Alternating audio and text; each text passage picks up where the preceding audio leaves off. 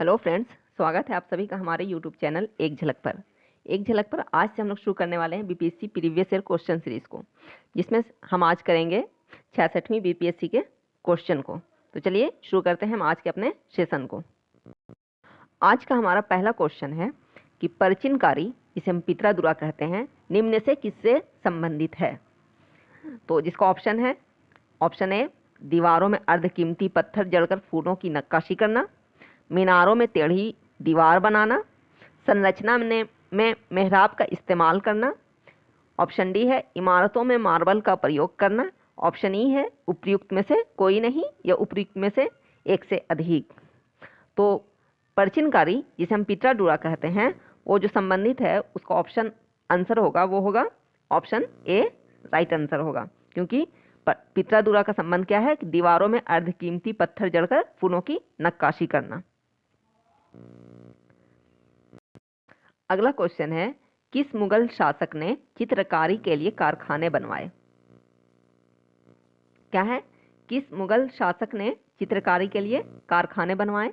जिसका ऑप्शन ए है हुमायूं, बी में है अकबर, ऑप्शन सी है जहांगीर, ऑप्शन डी है शाहजहां और ऑप्शन ई है उपयुक्त में से कोई नहीं या उपयुक्त में से एक से अधिक। तो जो मुगल शासक जिसने चित्रकारी के लिए कारखाने बनवाए, उसका राइट ऑप्शन होगा अकबर। कौन होगा? अकबर इसका राइट ऑप्शन होगा। जहांगीर जो थे वो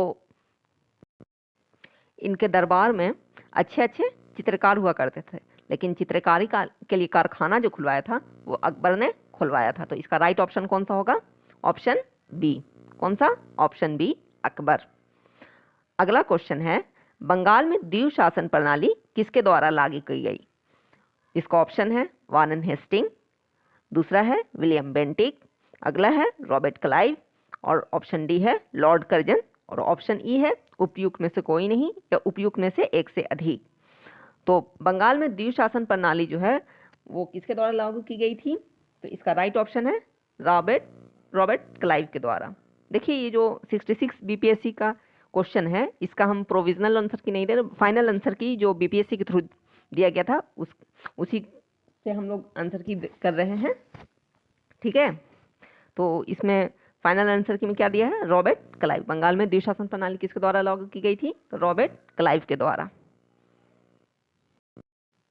हमारा अगला क्वेश्चन है कि इनमें से किसने 1893 में शिकागो में आयोजित धर्म संसद में भाग लिया। क्या है अगला क्वेश्चन?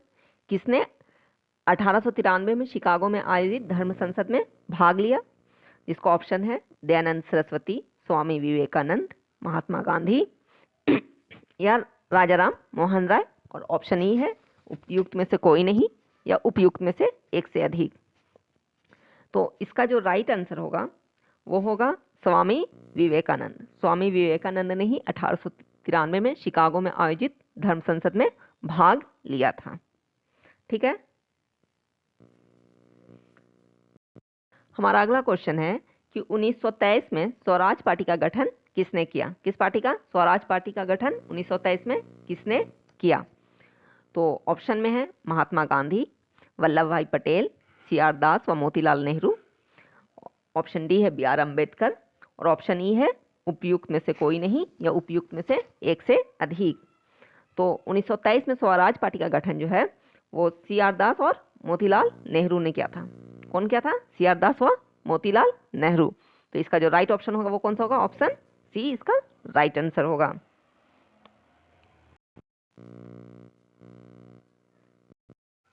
हमारा अगला क्वेश्चन है कि प्रसिद्ध नाटक नील दर्पण, कौन सा नाटक है? नील दर्पण, जिसमें इंडिगो की खेती करने वाले किसानों को दमन का चित्रण किया गया, की रचना किसने की? तो ऑप्शन है शरत चंद्र चटर्जी, रविंद्रनाथ टैगोर, बरिंद्र घोष या दीनबंधु मित्र और ऑप्शन ई है उपयुक्त में से कोई नहीं या उपयुक्त में से एक से अधिक। तो इसका जो राइट आंसर होगा वो होगा दीनबंधु मित्र, ऑप्शन डी। दीनबंधु मित्र ने ही नाटक नील दर्पण की चित्रण किया है। हमारा अगला क्वेश्चन है कि 1760 का प्रसिद्ध मांडीवास का युद्ध अंग्रेजों द्वारा किसके खिलाफ लड़ा गया? और ऑप्शन है फ्रांसीसी, ऑप्शन बी है स्पेन, ऑप्शन सी है मैसूर, और ऑप्शन डी है कर्नाटक, और ऑप्शन ई है उपयुक्त में से कोई नहीं या उपयुक्त में से एक से अधिक। तो इसका जो राइट ऑप्शन होगा वो होगा ऑप्शन ए। कौन सा? फ्रांसीसी। 1760 का प्रसिद्ध वांडीवाश का युद्ध जो है अंग्रेज और किसके बीच लड़ा गया था? फ्रांसीसियों के बीच में लड़ा गया था। हमारा अगला क्वेश्चन है कि निम्न में से किस अधिनियम ने भारत में पृथक निर्वाचन मंडल का आरंभ किया? इसका ऑप्शन है, ऑप्शन ए रेगुलेटिंग एक्ट अधिनियम 1773, चार्टर अधिनियम 1833, पिट इंडिया अधिनियम 1784 और भारतीय परिषद अधिनियम 1909, और ऑप्शन ई है उपयुक्त में से कोई नहीं या उपयुक्त में से एक से अधिक। तो इसका जो राइट ऑप्शन होगा वो होगा ऑप्शन डी। कौन सा होगा? ऑप्शन डी, भारतीय परिषद अधिनियम 1909। भारतीय परिषद अधिनियम 1909 के द्वारा ही पृथक निर्वाचन मंडल का आरंभ किया गया था। ठीक है। हमारा अगला क्वेश्चन है कि 1831 में बुद्धो भगत के नेतृत्व में कोल विद्रोह किस क्षेत्र में हुआ? कौन सा विद्रोह? कोल विद्रोह किस क्षेत्र में हुआ? ऑप्शन ए है कच्छ, ऑप्शन बी है सिंहभूम, ऑप्शन सी है पश्चिमी घाट, ऑप्शन डी है सतारा, और ऑप्शन ई है उपयुक्त में से कोई नहीं या उपयुक्त में से एक से अधिक। तो जो इसका राइट ऑप्शन होगा वो होगा ऑप्शन बी, सिंहभूम। कहाँ हुआ था कोल विद्रोह? सिंहभूम में। सिंहभूम क्षेत्र, सिंहभूम जिला था जो कि अभी वर्तमान में शायद झारखंड में पड़ता है, ये कंफर्म नहीं है, ये बिहार या झारखंड में शायद झारखंड में ही पड़ता है। तो 1831 में जो बुद्धो भगत के नेतृत्व में कोल विद्रोह हुआ था वो सिंहभूम जिले में हुआ था। ठीक है। हमारा अगला क्वेश्चन है कि बिहार में 1857 के विद्रोह का नेतृत्व किसने किया? 1857 के विद्रोह को हम लोग सिपाही विद्रोह के नाम से भी जानते हैं। तो उसका नेतृत्व बिहार में किसने किया? तो ऑप्शन में है कि नाना साहब, ऑप्शन बी है तात्या टोपे, ऑप्शन सी है कुंवर सिंह, ऑप्शन डी है मौलवी अहमदुल्ला, और ऑप्शन ई है उपयुक्त में से कोई नहीं या उपयुक्त में से एक से अधिक। तो इसका जो राइट ऑप्शन होगा वो होगा ऑप्शन सी। कौन सा होगा? ऑप्शन सी, कुंवर सिंह। बिहार में 1857 के विद्रोह का नेतृत्व किसने किया था? तो कुंवर सिंह ने किया था। ठीक है। हमारा अगला क्वेश्चन है कि चंपारण में इंडिगो के किसानों की दशा की ओर गांधी जी का ध्यान किसने आकर्षित किया? जिसका ऑप्शन है, option A Rajendra Prasad, option B Anugrah Narayan Sinha, option C Acharya Kripalani, option D Rajkumar Shukla, और ऑप्शन ई उपयुक्त में से कोई नहीं या उपयुक्त में से एक से अधिक। तो इसका जो राइट आंसर होगा वो होगा राजकुमार शुक्ल। कौन सा होगा? राजकुमार शुक्ल, ऑप्शन डी। राजकुमार शुक्ल जो है गांधी जी से कांग्रेस का 1916 के अधिवेशन में मिले थे। ठीक है। और उन्होंने ही गांधी जी का ध्यान जो है चंपारण आने के लिए उन्होंने आग्रह किया था गांधी जी से, और चंपारण सत्याग्रह यहीं से शुरू हुआ था। और ये गांधी जी का प्रथम सत्याग्रह था जो नील की खेती के लिए था, कि उसमें 3 कट्ठा पद्धति के विरोध में था। ठीक है। हमारा अगला जो क्वेश्चन है वो है प्राचीन महाजनपद मगध की प्रथम राजधानी कौन सी थी? कौन सी जनपद? महाजनपद। प्राचीन महाजनपद मगध की प्रथम राजधानी कौन सी थी? जिसका ऑप्शन है, option A Pataliputra, option B Vaishali, option C Champa, option D Anga, और ऑप्शन ई उपयुक्त में से कोई नहीं या उपयुक्त में से एक से अधिक। तो इसका जो ऑप्शन होगा वो ऑप्शन ई होगा, क्योंकि यहाँ पे सारे के सारे ऑप्शन गलत दिए हुए हैं। और प्राचीन महाजनपद मगध की प्रथम राजधानी जो थी वो पाटलिपुत्र न होकर राजगिरी थी। कौन सी थी? राजगिरी। इसलिए और ये पाटलिपुत्र उसकी द्वितीय राजधानी थी। ठीक है। और 16 महाजनपद हुआ करते थे। तो चलते हैं हम अपने अगले क्वेश्चन की तरफ। हमारा अगला क्वेश्चन है कि स्वामी सहजानंद निम्न में से किससे संबंधित थे? ऑप्शन ए है बिहार में जनजातीय आंदोलन से, बी बिहार में मजदूर आंदोलन से, ऑप्शन सी बिहार में किसान आंदोलन से, और ऑप्शन डी बिहार में जातीय आंदोलन से, और ऑप्शन ई उपयुक्त में से कोई नहीं तो उपयुक्त में से एक से अधिक। तो इसका जो राइट आंसर होगा वो होगा ऑप्शन सी। स्वामी सहजानंद सरस्वती जो हैं वो बिहार में किसान आंदोलन से संबंधित थे। कौन सा आंदोलन से? तो किसान आंदोलन से। ऑप्शन सी इसका राइट ऑप्शन होगा। हमारा अगला क्वेश्चन है कि निम्न में से कौन सा भारत में गांधी जी का प्रथम सत्याग्रह आंदोलन था जिसमें उन्होंने सविनय अवज्ञा का प्रयोग किया? जिसका ऑप्शन है Champaran, option B Kheda, option C Ahmedabad और ऑप्शन डी रॉलेट सत्याग्रह और ऑप्शन ई है उपयुक्त में से कोई नहीं या उपयुक्त में से एक से अधिक। तो इसका जो राइट आंसर होगा वो होगा चंपारण। चंपारण सत्याग्रह जो था वो गांधी जी का प्रथम सत्याग्रह था, ठीक है। और चंपारण सत्याग्रह जो है 1917 में हुआ था। देखिए फ्रेंड्स, चंपारण सत्याग्रह से जो है एक ना एक क्वेश्चन आपको हर बीपीएससी के एग्जाम में एक ना एक क्वेश्चन जरूर देखने को मिलते हैं, इसलिए इस टॉपिक को आप अच्छे से कवर करेंगे, ठीक है। हम चलते हैं अपने अगले क्वेश्चन। हमारा अगला क्वेश्चन है कि निम्न में से किस हड़प्पन नगर में जुते हुए खेतों के निशान मिले हैं? किस चीज के निशान? जुते हुए खेतों के निशान। तो जिसका ऑप्शन है, option A Kalibangan, option B Dholavira, option C Mohenjodaro, option D Lothal और ऑप्शन ई उपयुक्त में से कोई नहीं या उपयुक्त में से एक से अधिक। तो जुते हुए खेतों के जो निशान मिले हैं वो कहाँ से मिले हैं? कालीबंगन से।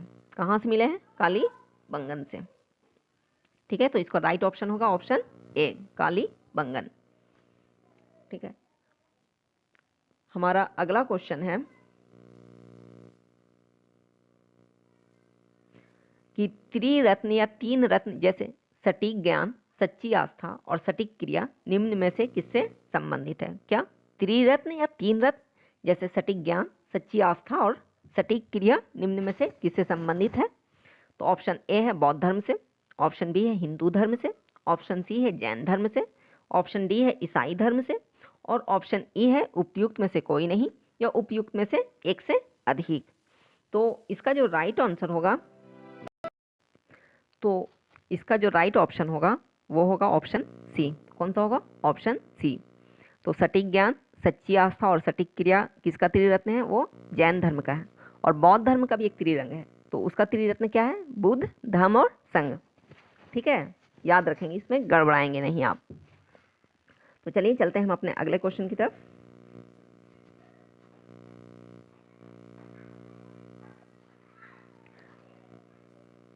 हमारा अगला क्वेश्चन है कि इनमें से किस शासक ने चतुर्थ बौद्ध संगीति कश्मीर में आयोजित की? क्या है कि चतुर्थ बौद्ध संगीति कश्मीर में किस शासक ने आयोजित की थी? इसका ऑप्शन है, option A Ashoka, option B Ajatashatru, option C Kanishka, option D Kalashoka और ऑप्शन ई उपयुक्त में से कोई नहीं या उपयुक्त में से एक से अधिक। तो चतुर्थ बौद्ध संगीति का जो है कश्मीर में आयोजन कनिष्क ने किया था। किसने किया था? कनिष्क ने। और ये कहाँ किया था? कुंडलवन, कश्मीर में, ठीक है। चलिए चलते हैं हम अपने अगले क्वेश्चन की तरफ।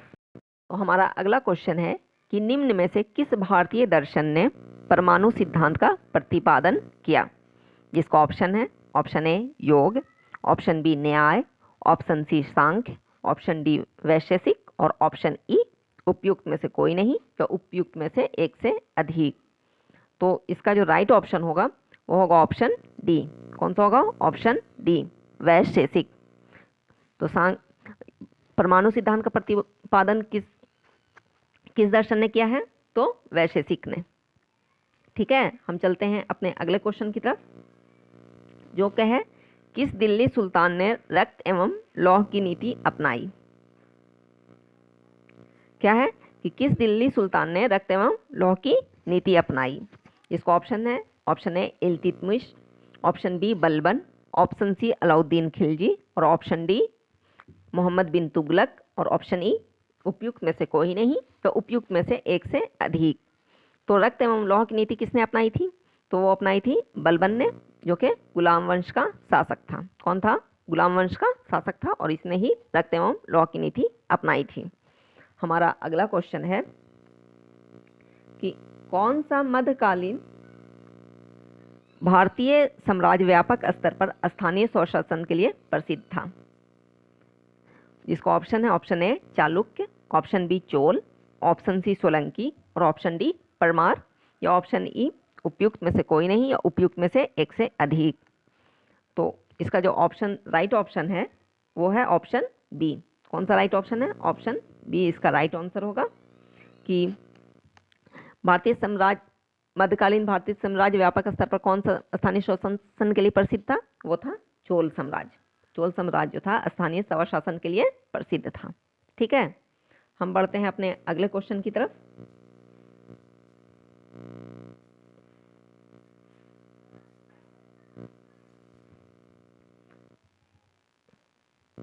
हमारा अगला क्वेश्चन है कि भारत का 13वां प्रधान बंदरगाह किस राज्य में स्थापित किया जाने वाला है? क्या है कि 13वां प्रधान बंदरगाह किस राज्य में स्थापित किया जाने वाला है? तो जिसका ऑप्शन है, option A Kerala, option B Gujarat, option C Maharashtra, option D Tamil Nadu या ऑप्शन ई उपयुक्त में से कोई नहीं या उपयुक्त में से एक से अधिक। तो हमारा जो राइट आंसर होगा वो होगा महाराष्ट्र। कौन सा होगा? महाराष्ट्र। 13वां प्रधान बंदरगाह किस राज्य में स्थापित किया जाने वाला है? तो महाराष्ट्र में किया जाने वाला है। ठीक है,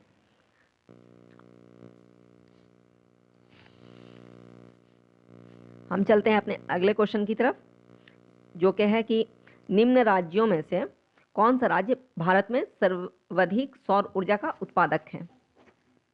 जिसका ऑप्शन है, option A Telangana, option B Karnataka, option C Andhra Pradesh, option D Rajasthan और ऑप्शन ई उपयुक्त में से कोई नहीं या उपयुक्त में से एक से अधिक। तो सर्वाधिक सौर ऊर्जा का उत्पादक कौन सा राज्य है? तो इसका जो राइट आंसर है वो है ऑप्शन बी कर्नाटक। सर्वाधिक सौर ऊर्जा का उत्पादक कौन है? कर्नाटक है। हम चलते हैं अपने अगले क्वेश्चन की तरफ, जो कि है कि खनिज और जिले के निम्न जोड़ों में से कौन सा जोड़ा सही है? तो जिसका ऑप्शन है, option A limestone Kaimur, option B mica Bhagalpur, option C quartzite Madhubani, option D lead zinc Gaya और ऑप्शन ई उपयुक्त में से कोई नहीं या उपयुक्त में से एक से अधिक। तो इसका जो राइट आंसर है वो होगा option A. Option A limestone जो है वो कहाँ है? सही है, इसमें लाइमस्टोन कहाँ पाया जाता है? कैमूर में, और ये बिहार स्पेशल से क्वेश्चन पूछा गया है। ठीक है, तो इसका जो राइट आंसर होगा वो क्या होगा? ऑप्शन ए इसका राइट आंसर होगा। ठीक है, हम चलते हैं अपने अगले क्वेश्चन की तरफ, जो कि है उद्योग और स्थान के निम्न जोड़ों में से कौन सा जोड़ा सही नहीं है? तो जिसका ऑप्शन है, option A oil refinery Barauni, option B cement Banjari, option C fertiliser Bhaurahi और ऑप्शन डी रेल डिब्बा और अभियांत्रिकी भागलपुर और ऑप्शन ई है उपयुक्त में से कोई नहीं या उपयुक्त में से एक से अधिक। तो इसका जो राइट आंसर है वो है ऑप्शन डी। कौन सा राइट आंसर होगा? ऑप्शन डी रेल डिब्बा और अभियांत्रिकी भागलपुर में नहीं है। ये ऑप्शन ये जो है ये गलत है कि रेल डिब्बा और अभियांत्रिकी का जो है उद्योग भागलपुर में है ये ऑप्शन। ठीक है, हम चलते हैं अपने अगले क्वेश्चन की तरफ, जो कि है कि बिहार के निम्न जिलों में से किस जिले में ही पिडमोंट स्वैम्प मिट्टी पाई जाती है? ठीक है, तो जिसका ऑप्शन है, option A Madhubani, option B Bhagalpur, option C पश्चिमी चंपारण, ऑप्शन डी सीतामढ़ी और ऑप्शन ई उपयुक्त में से कोई नहीं या उपयुक्त में से एक से अधिक। तो बिहार में जो है पिडमोंट स्वैम्प मिट्टी कहाँ पाई जाती है? तो पाई जाती है ऑप्शन सी पश्चिमी चंपारण में। तो इसका राइट ऑप्शन कौन सा होगा? ऑप्शन सी पश्चिमी चंपारण, यहीं पे पिडमोंट स्वैम्प मिट्टी पाई जाती है। ठीक है, हम चलते हैं अपने अगले क्वेश्चन की तरफ, जो कि है कि बिहार के निम्न प्रशासनिक विभागीय जोड़ों में से किस जोड़े में गंगा नदी नहीं बहती है? तो जिसका ऑप्शन है दरभंगा मुंगेर, ऑप्शन बी में है पूर्णिया भागलपुर, ऑप्शन सी है तिरहुत सारण, ऑप्शन डी है कोसी मगध और ऑप्शन ई है उपयुक्त में से कोई नहीं या उपयुक्त में से एक से अधिक। तो गंगा नदी जो है वो कोसी, जिसका राइट आंसर होगा वो होगा कोसी मगध। कौन सा होगा? Option D. गंगा नदी जो है कोसी मगध से होकर नहीं गुजरती है। ठीक है, तो हम चलते हैं अपने अगले क्वेश्चन की तरफ, जो है हमारा अगला क्वेश्चन है कि जनजाति और जिले के निम्न जोड़ों में से कौन सा जोड़ा सही नहीं है? तो जिसका ऑप्शन है, option A Santhal Banka, option B Munda Jamui, option C Oraon Supaul और ऑप्शन डी खरवार भागलपुर और ऑप्शन ई उपयुक्त में से कोई नहीं या उपयुक्त में से एक से अधिक। तो इसका जो राइट ऑप्शन होगा वो होगा ऑप्शन बी। कौन सा होगा? Option B. मुंडा जनजाति जो है वो जमुई में नहीं पाई जाती है। ठीक है, तो ऑप्शन बी इसका राइट ऑप्शन होगा। ठीक है, हम चलते हैं अपने अगले क्वेश्चन की तरफ, जो कहे कि बिहार राज्य के कुल भौगोलिक क्षेत्र की तुलना में समस्त वन क्षेत्र का प्रतिशत है, जिसको option A 7.27%, option B 6.87%, option C 3.21% और ऑप्शन डी 12.77% या ऑप्शन ई उपयुक्त में से कोई नहीं या उपयुक्त में से एक से अधिक। तो इसका जो राइट आंसर होगा वो होगा ऑप्शन ई। इसमें से चारों ऑप्शन जो है वो गलत हैं। ठीक है, हम चलते हैं अपने अगले क्वेश्चन की तरफ, जो कि है कि निम्न में से किस जिले में बिहार का एकमात्र राष्ट्रीय उद्यान स्थित है, जिसका ऑप्शन है option A Nalanda, option B Bhagalpur, option C पश्चिमी चंपारण, ऑप्शन डी पूर्वी चंपारण और ऑप्शन ई उपयुक्त में से कोई नहीं या उपयुक्त में से एक से अधिक। तो बिहार का एकमात्र राष्ट्रीय उद्यान जो है वो कहाँ स्थित है? तो वो स्थित है पश्चिमी चंपारण में। तो इसका राइट ऑप्शन होगा वो होगा सी, कि एकमात्र बिहार का राष्ट्रीय उद्यान कहाँ है? पश्चिमी चंपारण जिले में है। ठीक है, हम चलते हैं अपने अगले क्वेश्चन की तरफ, जो कहे कि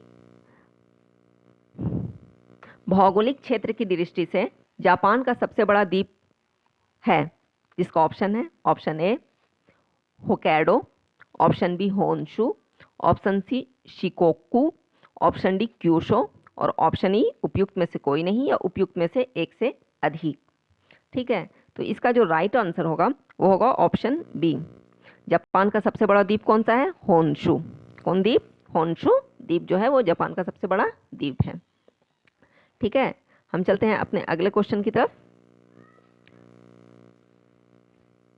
जो है कि ग्रीनलैंड निम्न देशों में से किस देश का भाग है, जिसका option A Denmark, option B Finland, option C Canada और ऑप्शन डी यूनाइटेड किंगडम और ऑप्शन ई है उपयुक्त में से कोई नहीं या उपयुक्त में से एक से अधिक। ठीक है, तो इसका जो राइट ऑप्शन होगा वो होगा ऑप्शन ए। कौन सा होगा? Option A. ग्रीनलैंड कहाँ है? तो ग्रीनलैंड जो है वो डेनमार्क में है। ठीक है, हमारा अगला क्वेश्चन है कि दिसंबर 2018 तक के अनुसार विश्व के निम्न देशों में से किस देश में सबसे अधिक भारतीय आबादी है, जिसका ऑप्शन ए संयुक्त अरब अमीरात, ऑप्शन बी है मलेशिया, ऑप्शन सी है यूनाइटेड किंगडम और ऑप्शन डी है संयुक्त राज्य अमेरिका और ऑप्शन ई है उपयुक्त में से कोई नहीं या उपयुक्त में से एक से अधिक। तो दिसंबर 2018 तक सबसे ज़्यादा विश्व के देश में जिस देश में भारतीय आबादी है वो है option D United state of America में। कहाँ? संयुक्त राज्य अमेरिका में। तो इसका राइट ऑप्शन होगा वो होगा ऑप्शन डी। ठीक है, हम चलते हैं अपने अगले क्वेश्चन की तरफ, जो कहे कि निम्न देशों में से किस देश में 2019 में सालाना सबसे अधिक सोने का उत्पादन टन में हुआ। ठीक है, टन में सबसे ज़्यादा उत्पादन सोने का सबसे अधिक सोने का उत्पादन कहाँ हुआ? तो इसका ऑप्शन है ऑप्शन ए रूस, option B Australia, option C चीन और ऑप्शन डी संयुक्त राज्य अमेरिका और ऑप्शन ई है उपयुक्त में से कोई नहीं या उपयुक्त में से एक से अधिक। तो सबसे ज़्यादा सोने का उत्पादन जो है वो कहाँ होता है? ऑप्शन सी चीन में। ठीक है, चलिए फ्रेंड हम चलते हैं अपने अगले क्वेश्चन की तरफ। तो हमारा अगला क्वेश्चन है कि निम्न में से किस महाद्वीप में सबसे अधिक देश हैं?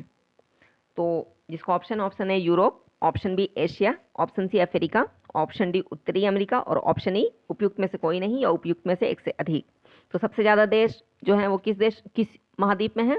तो वो है अफ्रीका महाद्वीप में। किस महाद्वीप में? अफ्रीका महाद्वीप में। इस तरह से हमारा ऑप्शन कौन सा सही हुआ? ऑप्शन सी हमारा सही हुआ। हम चलते हैं अपने अगले क्वेश्चन की तरफ, जो कि है कि 2011 की जनगणना के अनुसार भारत के किस राज्य के आदिवासियों की आबादी का प्रतिशत उसकी कुल आबादी की तुलना में सबसे अधिक है? जिसका option A Arunachal Pradesh, option B Nagaland, option C Mizoram, option D Meghalaya और ऑप्शन ई उपयुक्त में से कोई नहीं या उपयुक्त में से एक से अधिक। तो इसका जो राइट आंसर होगा वो होगा ऑप्शन सी। 2011 की जनगणना के अनुसार भारत के मिजोरम राज्य में जो है आदिवासियों की आबादी जो है वो प्रतिशत में उसकी कुल आबादी से की तुलना में सबसे अधिक है। किस राज्य में? वो मिजोरम में है। ठीक है, हम चलते हैं अपने अगले क्वेश्चन की तरफ, जो क्या है कि निम्न कॉफी उत्पादक क्षेत्रों में से कौन सा क्षेत्र कर्नाटक में नहीं है? तो जिसका ऑप्शन है option A Chikmagalur, option B Coorg, option C Baba Budangiri, option D Pulneys और ऑप्शन ई उपयुक्त में से कोई नहीं है, उपयुक्त में से एक से अधिक। तो जो कॉफी क्षेत्र जो कर्नाटक में नहीं है वो कौन सा होगा, वो होगा पुलनेस। ऑप्शन डी यहाँ पे हमारा राइट आंसर है। ठीक है, हम चलते हैं अपने अगले क्वेश्चन की तरफ, जो है कि भौगोलिक क्षेत्र की दृष्टि से भारत के निम्न जिलों में से कौन सा जिला सबसे बड़ा है। इसका option A Leh, option B Kutch, option C Jaisalmer, option D Barmer और ऑप्शन ई उपयुक्त में से कोई नहीं और उपयुक्त में से एक से अधिक। ठीक है, तो इसका ऑप्शन जो राइट ऑप्शन होगा वो कौन सा होगा, ऑप्शन ए। भारत का सबसे बड़ा जिला कौन सा है, वो हैगा लेह। कौन सा जिला, लेह जिला सबसे बड़ा है। ठीक है, तो ऑप्शन ए इसका राइट आंसर है। ठीक है फ्रेंड्स, हम चलते हैं अपने अगले क्वेश्चन की तरफ, जो क्या है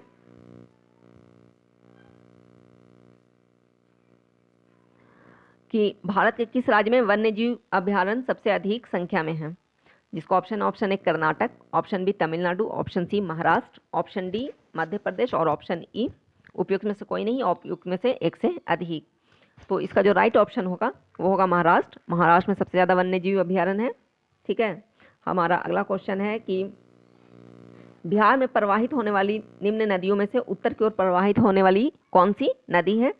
तो इसका option A Bagmati, option B Kamla, option C Kosi, option D Gandak और ऑप्शन ई उपयुक्त में से कोई नहीं या उपयुक्त में से एक से अधिक। तो इसका जो राइट आंसर होगा वो होगा ऑप्शन ई, ये क्योंकि ये सारी नदियां जो हैं उत्तर की ओर प्रवाहित होती हैं। सॉरी, ये उत्तर की ओर नहीं बल्कि दक्षिण की ओर प्रवाहित होती हैं और उत्तर से आती हैं। ठीक है, इनका डायरेक्शन है उत्तर से दक्षिण। ठीक है, तो कौन सा ऑप्शन होगा हमारा, ऑप्शन ई यहाँ पे हमारा राइट ऑप्शन होगा। ठीक है, हम चलते हैं अपने अगले क्वेश्चन की तरफ, जो कि है कि निम्न हिमालय पर्वत श्रेणियों में से किस पर्वत श्रेणी को अटल टनल पार करती है। इसका option A Zanskar, option B Pir Panjal, पश्चिमी Pir Panjal, option C Ladakh, option D पूर्वी पीर पंजाल और ऑप्शन ई उपयुक्त में से कोई नहीं या उपयुक्त में से एक से अधिक। तो हिमालय पर्वत श्रेणियों में से जो अटल टनल है वो किस पर्वत श्रेणी में है, तो वो होगा पूर्वी पीर पंजाल, यानी कि ऑप्शन डी यहाँ पे राइट ऑप्शन है। ठीक है, हमारा अगला क्वेश्चन है कि विधि का नियम या कानून का अधिराज्य का मतलब क्या है। जिसका ऑप्शन है सभी के लिए एक कानून और सभी के लिए एक न्यायतंत्र, ऑप्शन बी सभी के लिए एक कानून और सभी के लिए एक राज्य, ऑप्शन सी सभी के लिए एक राज्य और सभी के लिए एक न्यायतंत्र और ऑप्शन डी एक के लिए सभी कानून और सभी के लिए एक न्यायतंत्र और ऑप्शन ई है उपयुक्त में से कोई नहीं या उपयुक्त में से एक से अधिक। तो इसका जो राइट आंसर होगा वो होगा ऑप्शन ए। क्या राइट आंसर होगा, ऑप्शन ए इसका राइट आंसर होगा कि सभी के लिए एक कानून और सभी के लिए एक न्यायतंत्र ही विधि का नियम या कानून का अधिराज का मतलब होता है। ठीक है, हमारा अगला क्वेश्चन है कि पंचायती राज संस्थाओं को 29 कार्यों की सूची किस अनुच्छेद के तहत दी गई है। जिसका ऑप्शन ए अनुच्छेद 243H, ऑप्शन बी अनुच्छेद 243E, ऑप्शन सी अनुच्छेद 243F और ऑप्शन डी अनुच्छेद 243G या ऑप्शन ई उपयुक्त में से कोई नहीं, उपयुक्त में से एक से अधिक। तो इसका जो राइट आंसर होगा वो होगा ऑप्शन डी। कौन सा होगा, ऑप्शन डी अनुच्छेद 243G के तहत जो है पंचायती राज संस्थाओं को 29 कार्यों की सूची दी गई है। ठीक है, अनुच्छेद 243G के तहत। ठीक है, हम चलते हैं अपने अगले क्वेश्चन की तरफ।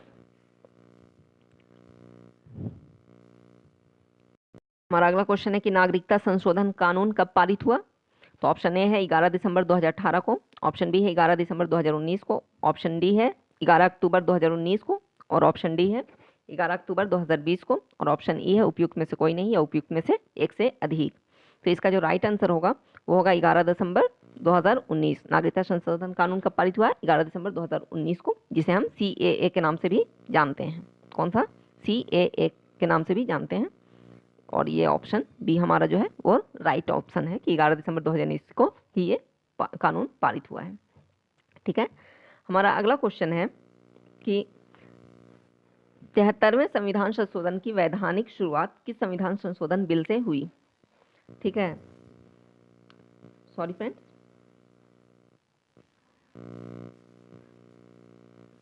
तो 73वें संविधान संशोधन कानून की वैधानिक जो शुरुआत है वो किस संविधान संशोधन बिल से हुई थी। जिसका ऑप्शन ए 61वां संविधान संशोधन बिल, ऑप्शन बी 62वां संविधान संशोधन बिल, ऑप्शन सी 63वां संविधान संशोधन बिल और ऑप्शन डी 64वां संविधान संशोधन बिल या ऑप्शन ई उपयुक्त में से कोई नहीं या उपयुक्त में से एक से अधिक। तो इसका जो राइट आंसर हो वो है ऑप्शन डी।